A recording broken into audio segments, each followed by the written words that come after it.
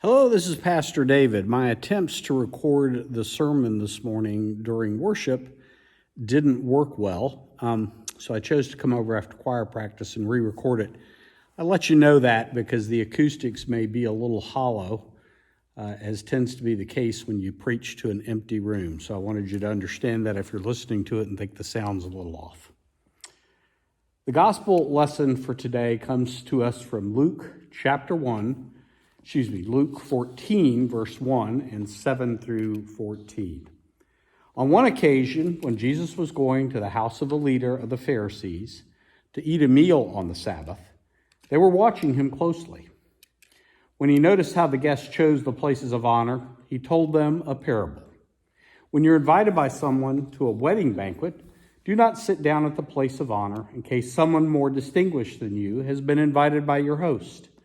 And the host who invited both of you may come and say to you, give this person your place. And then in disgrace, you would start to take the lowest place. But when you're invited, go and sit down at the lowest place, so that when your host comes, he may say to you, friend, move up higher. Then you will be honored in the presence of all who sit at the table with you. For all who exalt themselves will be humbled, and those who humble themselves will be exalted. He said also to the one who invited him, when you give a luncheon or a dinner, do not invite your friends or your brothers or your relatives or rich neighbors, in case they may invite you in return, and you shall be repaid. But when you give a banquet, invite the poor, the crippled, the lame, and the blind, and you will be blessed because they cannot repay you, for you will be repaid at the resurrection of the righteous. This is the gospel of the Lord. Jesus, the party planner. Jesus was accused of excessive partying, so wouldn't that make him a wonderful party planner? First, he has some etiquette rules for when we go to a party. Bring a bottle of wine, arrive socially late, leave when the host starts yawning. Actually, none of those. Jesus advised party guests to find a place beneath their social rank and settle in. There was a time in our culture where formal dinner parties occurred, but not just at weddings. Back in the day, inviting the right mix of people and figuring out where everyone would sit was considered an important social skill. Who would get along with whom? Who should have the best seats? Who was more fun and more serious so the party was neither boring nor superficial? It was all very important so that when people sat down in your Biltmore Mansion-style dining room, they had a great time. Sometimes at these parties, there would be name tags at the place settings, carefully picked out by the hosts. So if you showed up to one of these parties and were thinking about how to get ahead in the world, you might try to swap your tag to move yourself up closer to the influential center of gravity at that party. But that isn't what Jesus commands. In fact, he recommends the exact opposite. Go to the party, Jesus would say. Swap the name cards with someone further down the pecking order. Find a seat out of the way, near the kitchen. Put yourself far away from the social action. Then the host can come and find you and make a big deal in front of others about moving you up. Jesus is giving a lesson in humility, certainly, but he's doing more than that. Jesus is subverting the whole social order, both then and now. Jesus is taking a big swipe at the way we seek to gain influence and garner favors in the world. Whether it's ancient parties, modern social affairs, or just the normal things we do every day to curry favor, Jesus is calling it all into question. Jesus further illustrates the point of his counterculture thinking by telling folks who they should invite to a party. Jesus would tell the party givers of any age to forget your friends, forget the influential politicians and business owners, and instead think about people who would never get invited to parties. Throw a party for the have-nots of the world, Jesus is saying. A number of years ago, Steve Carell made a movie called Dinner with Schmucks.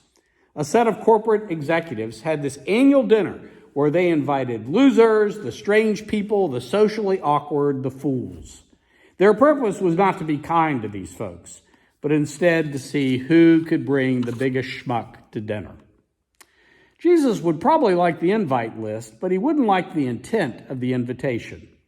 The movie Dinner with Schmucks was never a big hit, but it did have a good message about the humanity of everyone and how we're all schmucks sooner or later.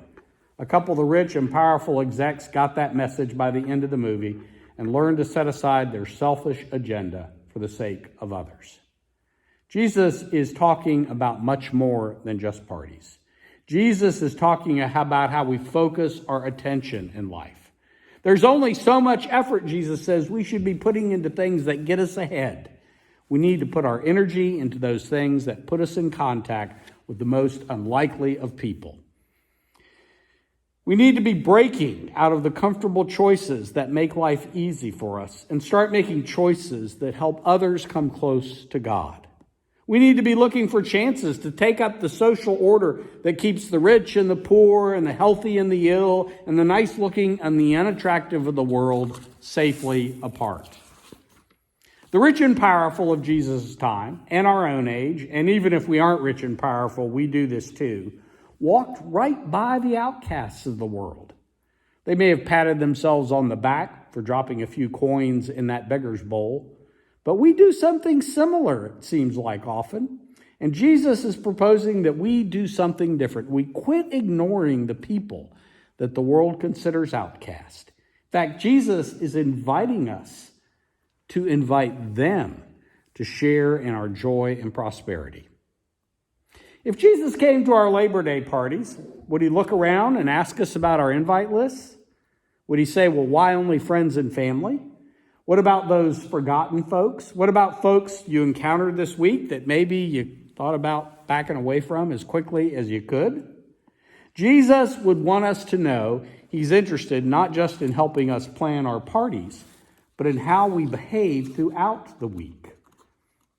Jesus is inviting us to follow radical hospitality. Are we willing to risk going to beyond places that we might not know everyone at other times and being friendly? Are we willing to risk our social standings and reputations for the sake of Jesus' reputation? Students have a wonderful opportunity to do this because they can spot the kids in the school who sit by themselves and sit with them and not just their friends or the popular crowd. Jesus does offer us a pretty good reason for making this change in our lives. He points to the coming reign of God in all its fullness. Now, we might be tempted to think that Judgment Day is some sort of recognition dinner. And, there's an introduction, the goats are thrown out, the sheep are seated, the angelic waiters come around and take orders, the drink starts flowing. And then the speeches start. Moses relates the finer points of the plague. Elijah recounts the destruction of the prophets of Baal and his ride in that fiery chariot. David sings a couple of his greatest hits from the Psalms. Some minor prophets do stand up. Each of the apostles has to get up and make a speech. And of course, Paul goes on and on and on. And finally, the master of ceremonies, Gabriel, tells him to wrap it up. And then the awards start. And everyone's life is tallied up and people are asked to come forward to receive their compensation. And it goes on, seemingly for eternity. Now, that might be a humorous picture, but I remember a conversation I had some years ago with a person about a Bible study she attended for the first time. The woman leading the Bible study was talking about heaven and how our works here on earth are judged. And this leader told the folks of the study that when we get to heaven, we will be shown our room where there is stuff as a reward for our works on earth. The more good works, the more stuff.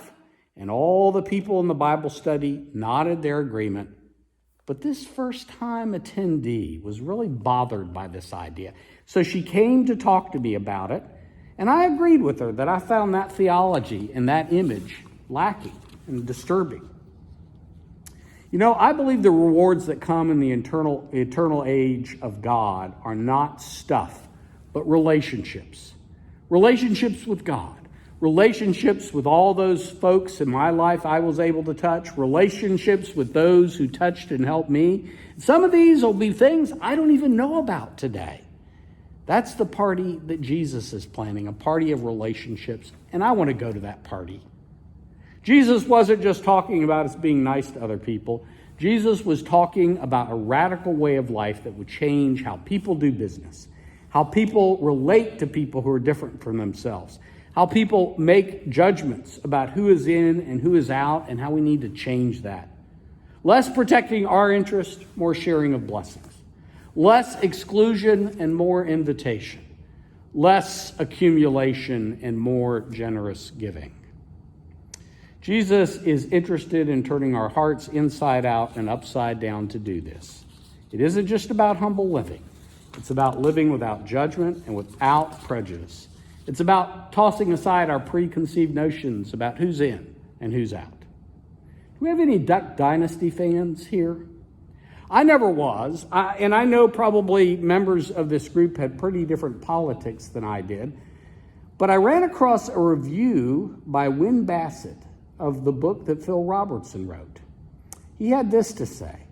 He's a keen student of the Bible, often discussing the text application to his life and prescribing a calm faith of love and inclusion, fundamentally opposed to the dogma of difference and damnation. Here's a direct quote from the book. No matter how sorry and low down something might be, everybody is worth something. But you're never going to turn them if you're as evil as they are. If we think we can't be bothered to invite others to the party that Jesus is throwing, we don't have any business being there ourselves. Jesus rewrote the rules for society, and he expects us to continue to do that. Thy kingdom come, thy will be done on earth begins now. Jesus invites us to develop new relationships with those we normally wouldn't know. Step out of safe boundaries, says Jesus. Invite the lost of the world into our lives. Throw the world a party like Jesus would throw. And in so doing, share God's love with them and invite them to the ultimate party of the kingdom. Be a party planner like Jesus. Amen.